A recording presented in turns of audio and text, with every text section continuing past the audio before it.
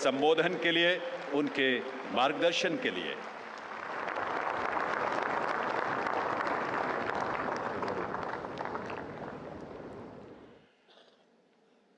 केंद्रीय मंत्रिमंडल के मेरे साथी श्रीमान नितिन गडकरी जी, जीतन राम मांझी जी, मनोहर लाल जी, HD कुमारस्वामी जी, पीयूष गोयल जी, हरदीप सिंह पुरी जी, देश विदेश से आए ऑटो इंडस्ट्री के सभी दिग्गज, अन्य अतिथिगण, देवी और सज्जनों, पिछली बार जब मैं आपके बीच आया था तब लोकसभा के चुनाव ज्यादा दूर नहीं थे। उस दौरान मैंने आप सबके विश्वास के कारण कहा था कि अगली बार भी भारत मोबिलिटी एक्सपो में जरूर आऊंगा।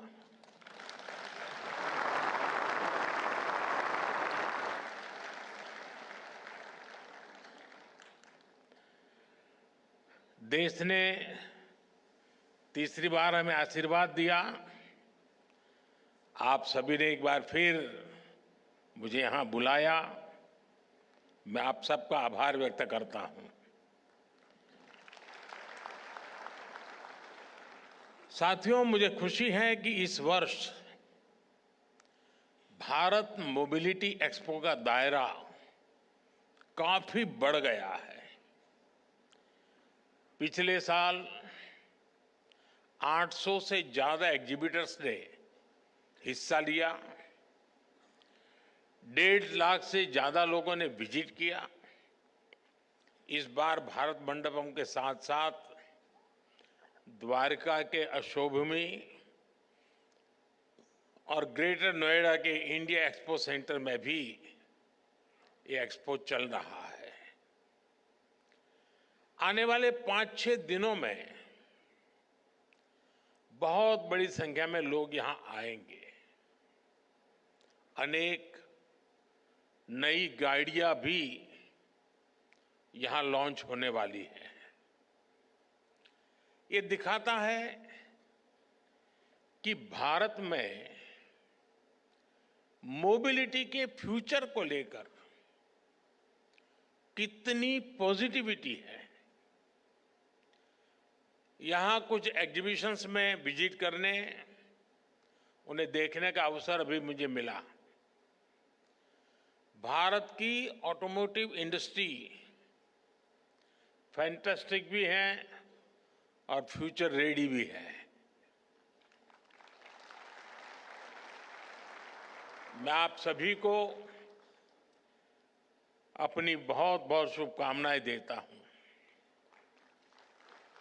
साथियों, भारत के ऑटो सेक्टर के इतने बड़े आयोजन में मैं आज रतन टाटा जी और ओसामू सुजुकी जी को भी याद करूंगा।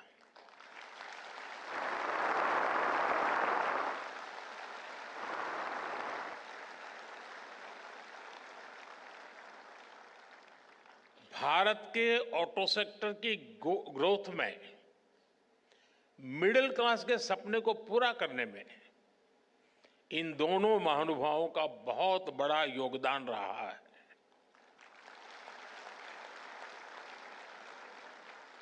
मुझे भरोसा है कि रतन टाटा जी और ओसामा सुजुकी जी की लेगेसी भारत के पूरे मोबिलिटी सेक्टर को इंस्पायर करती रहेगी। साथियों, आज का भारत एस्पिरेशन से भरा हुआ है, युवा ऊर्जा से भरा हुआ है। यही एस्पिरेशंस हमें भारत की ऑटोमोटिव इंडस्ट्री में दिखाई देती हैं। बीते साल में भारत की ऑटो इंडस्ट्री करीब 12% की ग्रोथ से आगे बढ़ी है। Make in India, make for the world के मंत्र पर चलते हुए अब एक्सपोर्ट भी बढ़ रहा है। इतनी तो दुनिया के कई देशों की पॉपुलेशन नहीं है जितनी हर साल भारत में गाड़ियां बिक रही हैं।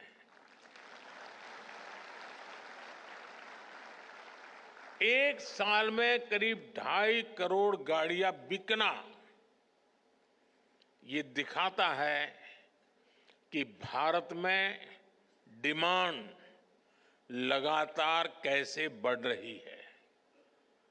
ये दिखाता है कि जब मोबिलिटी के फ्यूचर की बात आती है तो भारत को क्यों इतनी उम्मीदों के साथ देखा जा रहा है। साथियों, भारत आज दुनिया की 5वीं बड़ी इकोनॉमी है और पैसेंजर व्हीकल मार्केट के रूप में देखें तो हम दुनिया में नंबर 3 पर है। आप कल्पना कीजिए कि जब भारत दुनिया की टॉप 3 इकोनॉमी में शामिल होगा तब हमारा ऑटो मार्केट कहां होगा। विकसित भारत की यात्रा मोबिलिटी सेक्टर के भी अभूतपूर्व ट्रांसफॉर्मेशन की कई गुना विस्तार की यात्रा होने वाली है।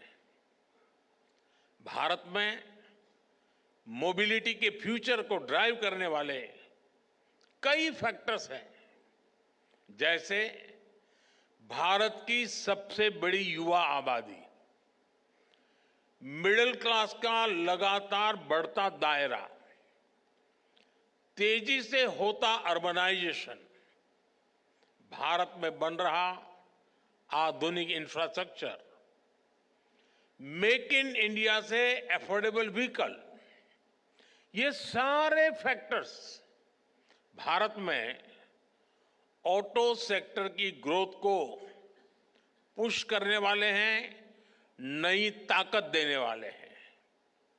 साथियों, ऑटो इंडस्ट्री के विकास के लिए नीड और एस्पिरेशंस ये दोनों बहुत जरूरी होते हैं और सद्भाग्य से भारत में आज ये दोनों वाइब्रेंट है। आने वाले कई दशकों तक भारत दुनिया का सबसे युवा देश रहने वाला है। यही युवा आपका सबसे बड़ा कस्टमर है। इतना बड़ा युवा वर्ग कितनी बड़ी डिमांड क्रिएट करेगा, इसका अनुमान आप भली भांति लगा सकते हैं। आपका एक और बड़ा कस्टमर भारत का मिडिल क्लास है। बीते 10 वर्षों में 25 करोड़ भारतीय गरीबी से बाहर निकले हैं। ये न्यू मिडिल क्लास अपना पहला व्हीकल ले रहा है। जैसे जैसे तरक्की होगी, ये अपने व्हीकल को भी अपग्रेड करेंगे और इसका बेनिफिट ऑटो सेक्टर को मिलना पक्का है। साथियों, कभी भारत में गाड़ियां न खरीदने का एक कारण अच्छी सड़कों, चौड़ी सड़कों का अभाव भी था। अब ये स्थिति भी बदल रही है। ईज ऑफ ट्रेवल आज भारत की बड़ी प्राथमिकता है। पिछले वर्ष के बजट में इंफ्रास्ट्रक्चर के निर्माण के लिए 11 लाख करोड़ रुपए से अधिक रखे गए थे। आज भारत में मल्टी लेन हाईवे का, एक्सप्रेसवे का जाल बिछ रहा है। पीएम गति शक्ति नेशनल मास्टर प्लान से मल्टी मॉडल कनेक्टिविटी को गति मिल रही है। इससे लॉजिस्टिक कॉस्ट कम हो रही है। नेशनल लॉजिस्टिक पॉलिसी की वजह से भारत दुनिया में सबसे कॉम्पिटिटिव लॉजिस्टिक कॉस्ट वाला देश होने वाला है। इन सारे प्रयासों की वजह से ऑटो इंडस्ट्री के लिए संभावनाओं के अनेक नए द्वार खुल रहे हैं। देश में गाड़ियों की डिमांड बढ़ने के पीछे भी ये भी एक बड़ी वजह रही है। साथियों, आज अच्छे इंफ्रास्ट्रक्चर के साथ साथ नई टेक्नोलॉजी को भी इंटीग्रेट किया जा रहा है। फास्टैग से भारत में ड्राइविंग एक्सपीरियंस काफी आसान हुआ है। नेशनल कॉमन मोबिलिटी कार्ड से भारत में सीमलेस ट्रैवल के प्रयासों को और बल मिल रहा है। अब हम स्मार्ट मोबिलिटी की तरफ बढ़ रहे हैं। कनेक्टेड व्हीकल्स, ऑटोनोमस ड्राइविंग की दिशा में भी भारत तेजी से काम कर रहा है। साथियों, भारत में ऑटो इंडस्ट्री के विकास की संभावनाओं में मेक इन इंडिया की मजबूती का भी बड़ा रोल है। मेक इन इंडिया अभियान को पीएलआई स्कीम से नई गति मिली है। पीएलआई स्कीम ने 2.25 लाख करोड़ रुपए से अधिक की सेल में मदद की है।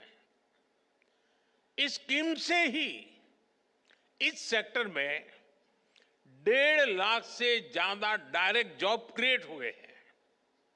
आप जानते हैं, आप अपने सेक्टर में तो जॉब्स क्रिएट करते ही हैं, इसका दूसरे सेक्टर्स में भी मल्टीप्लायर इफेक्ट होता है। बड़ी संख्या में ऑटो पार्ट्स हमारा एमएसएमई सेक्टर बनाता है। जब ऑटो सेक्टर बढ़ता है तो एमएसएमईज, लॉजिस्टिक्स, टूर और ट्रांसपोर्ट, इन सभी सेक्टर में भी नई जॉब्स अपने आप बढ़ने लग जाती है। साथियों, भारत सरकार ऑटो सेक्टर को हर लेवल पर सपोर्ट दे रही है। बीते एक दशक में इस इंडस्ट्री में एफडीआई, टेक्नोलॉजी ट्रांसफर और ग्लोबल पार्टनरशिप के नए रास्ते बनाए गए हैं। पिछले 4 सालों में इस सेक्टर में $36 बिलियन से ज्यादा का फॉरेन डायरेक्ट इन्वेस्टमेंट आया है। आने वाले सालों में ये कई गुना और बढ़ने वाला है। हमारा प्रयास है कि भारत में ही ऑटो मैन्युफैक्चरिंग से जुड़ा पूरा इकोसिस्टम डेवलप हो। साथियों, मुझे याद है, मैंने मोबिलिटी से जुड़े कार्यक्रम में 7C के विजन की चर्चा की थी। हमारे मोबिलिटी सॉल्यूशंस ऐसे हो जो कॉमन हो, कनेक्टेड हो, कन्वीनियंट हो, कंजेशन फ्री हो, चार्ज्ड हो, क्लीन हो और कटिंग एज हो। ग्रीन मोबिलिटी पर हमारा फोकस इसी विजन का हिस्सा है। आज हम एक ऐसे मोबिलिटी सिस्टम के निर्माण में जुटे हैं जो इकोनॉमी और इकोलॉजी दोनों को सपोर्ट करे। एक ऐसा सिस्टम जो फॉसिल फ्यूल के हमारे इंपोर्ट बिल को कम करे। इसलिए आज green technology, EVs, hydrogen fuel, biofuels, ऐसी टेक्नोलॉजी के डेवलपमेंट पर हमारा काफी फोकस है। नेशनल इलेक्ट्रिक मोबिलिटी मिशन और ग्रीन हाइड्रोजन मिशन जैसे अभियान इसी विजन के साथ शुरू किए गए हैं। साथियों, बीते कुछ सालों से इलेक्ट्रिक मोबिलिटी को लेकर भारत में बहुत तेज ग्रोथ देखी जा रही है। बीते दशक में इलेक्ट्रिक व्हीकल की बिक्री में 640 गुना की वृद्धि हुई है। 640 गुना। 10 साल पहले जहां एक साल में सिर्फ 2600 के आसपास इलेक्ट्रिक व्हीकल बिके थे, वर्ष 2024 में 16,80,000 से ज्यादा व्हीकल बिके हैं।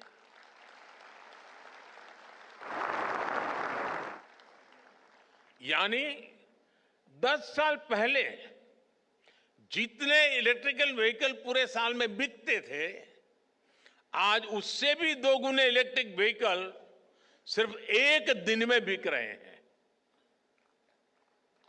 अनुमान है कि इस दशक के अंत तक भारत में इलेक्ट्रिक व्हीकल्स की संख्या 8 गुना तक बढ़ सकती है। ये दिखाता है कि इस सेगमेंट में आपके लिए कितनी ज्यादा संभावनाएं बढ़ रही है।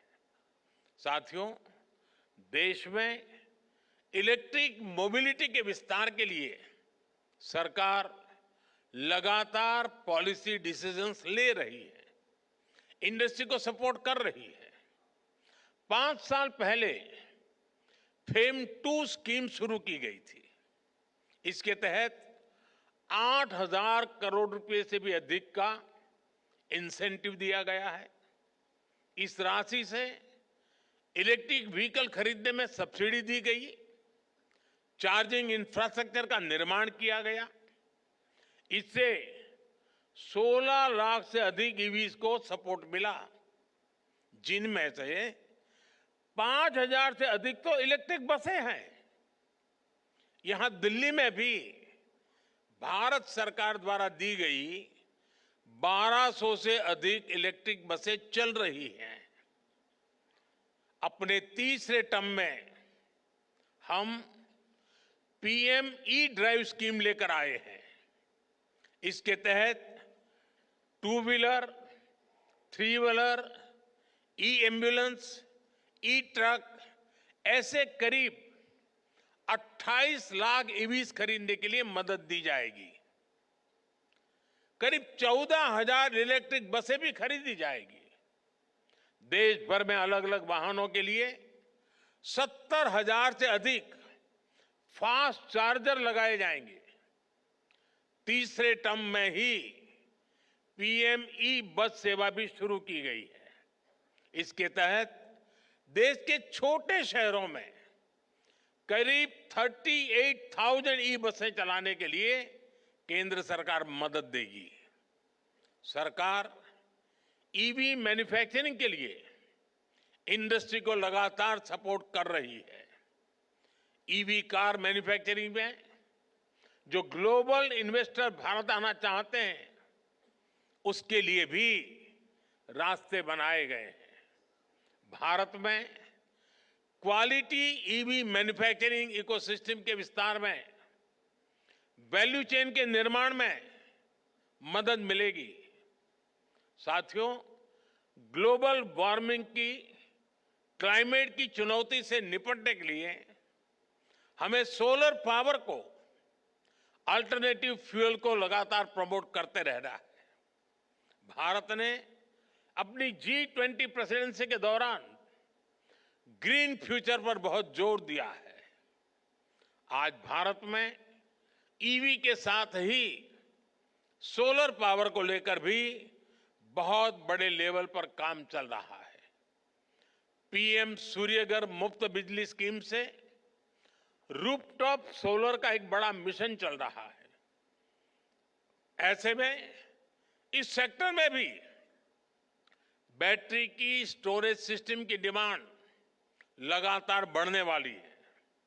सरकार ने advance chemistry cell battery storage को बढ़ावा देने के लिए 18,000 करोड़ रुपए की पीएलआई स्कीम शुरू की है। यानी इस सेक्टर में बड़े इन्वेस्टमेंट का आपके लिए ये सही समय है। मैं देश के ज्यादा से ज्यादा नौजवानों को भी एनर्जी स्टोरेज सेक्टर में स्टार्टअप्स के लिए इनवाइट करूंगा। हमें ऐसे इनोवेशंस पर काम करना है जो भारत में ही मौजूद मटेरियल से बैटरी बना सके, स्टोरेज सिस्टम बना सके। इसको लेकर देश में काफी काम हो भी रहा है, लेकिन इसको मिशन मोड पर आगे बढ़ाना जरूरी है। साथियों, केंद्र सरकार का इंटेंट और कमिटमेंट एकदम साफ है। चाहे नई पॉलिसी बनानी हो या फिर रिफॉर्म्स करने हो, हमारे प्रयास लगातार जारी है। अब आपको इन्हें आगे बढ़ाना है, इनका फायदा उठाना है।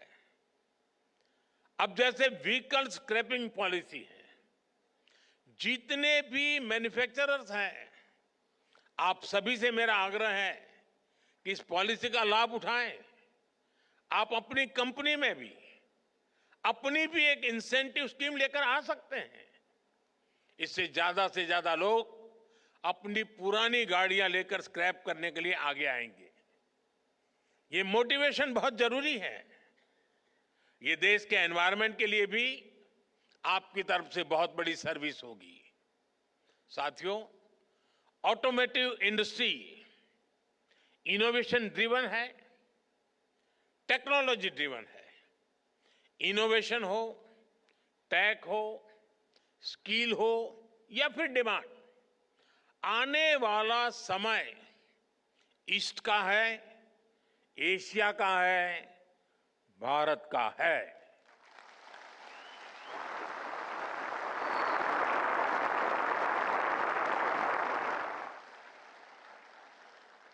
मोबिलिटी में अपना फ्यूचर देखने वाले हर सेक्टर के लिए भारत एक शानदार इन्वेस्टर के लिए भी शानदार डेस्टिनेशन है।